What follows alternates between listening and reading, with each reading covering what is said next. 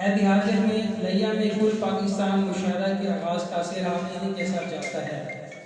متعدد ادبی تنظیموں کی سرپرستی بھی کرتے رہتے ہیں۔ متعدد یونیورسٹیز آپ کے شعری مجموعہ حرف اشاعت سال دسمبر 2016 کے حوالہ سے ایم فل تھیسس مکمل کرا چکی ہیں۔ آپ اپنے چچا زاد بھائی میاں امداد حسین سرائی لیکھی فقیر کی طرح ہسٹوریکل نوادرات کو جمع کرتے رہتے ہیں۔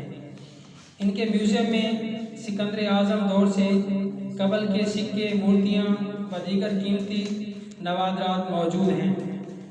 حالیہ تواریخ لیہ پر لکھی گئی کتب لیہ کے تاریخی آثار از قلم Ghulam Mustafa public prosecutor of Lahore, واقع لیہ بندہ ناچیز شیخ اقبال حسین دانش کی تکمیل میں بھی معاونت فرما چکے ہیں۔ ضلع بھر کے نوجوان لکھاریوں کی خوب حوصلہ افزائی فرماتے رہتے ہیں۔ روزنامہ سنگ بیاب لیہ و دیگر روزنامچوں کے ادبی صفحات کے ایڈیٹر بھی رہ چکے ہیں۔ کئی قومی و بین الاقوامی ادبی ایوارڈز اپنے نام کر چکے ہیں۔ یقیناً واٹس ایپ پر مشاعروں کے انعقاد کا کرانا ان کی جانب سے ایک اچھوتا آئیڈیا تھا، جس کے باعث یہ پوری دنیا میں مشہور ہوئے اور لیہ کو بھی متعارف کرایا۔ انہی خصائص کی بنا پر موصوف کل پاکستان اہل قلم کانفرنس اسلام آباد کے لیے منتخب کیے گئے۔ یہ کانفرنس 3 اور 4 نومبر 2023 کو اسلام آباد میں منعقد کی گئی اور جو کہ لیہ شہر کے لیے باعث سعد افتخار ہے۔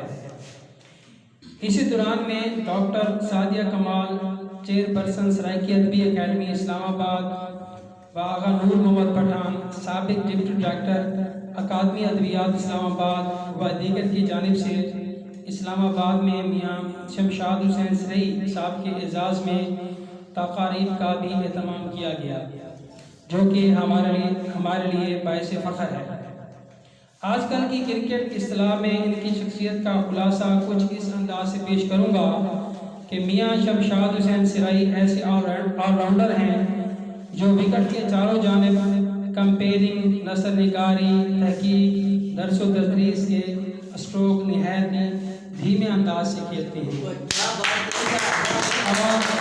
یہی دھیما انداز ان کی شخصیت کا خاصہ ہے اور ان کی شاعری میں بھی آیا ہے۔ بہت شکریہ۔ دھیمے بند یاد ہے۔